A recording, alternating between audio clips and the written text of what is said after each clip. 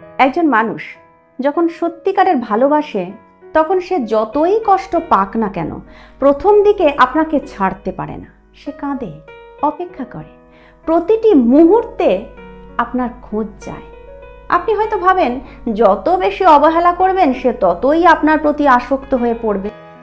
প্রথম দিন সে কাঁদতে কাঁদতে না ঘুমিয়ে কাটায়, দ্বিতীয় দিনও হয়তো একইভাবে অপেক্ষা করে। কিন্তু আপনি বারবার অবহেলা করতে করতে একদিন বুঝবেন সে আর কাঁদে না।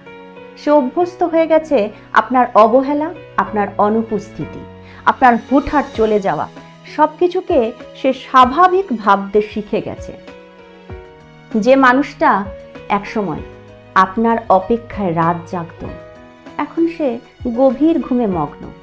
তার চোখে জল নেই, বুকের ভারাক্রান্ত অনুভূতি নেই।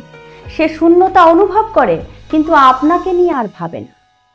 একসময় যে আপনাকে ভালোবেসে প্রতিটি মুহূর্ত কাটাতো, এখন সে নিজের জীবনে ব্যস্ত হয়ে গেছে। আপনি তখন অবাক হয়ে ভাববেন, এই কি সেই মানুষ যে এক সময় আমার জন্য কেঁদেছে? সে কি আমাকে আর ভালোবাসে না? উত্তরটা সহজ, আপনার অবহেলা তাকে ভালোবাসা থেকে দূরে সরিয়ে দিয়েছে।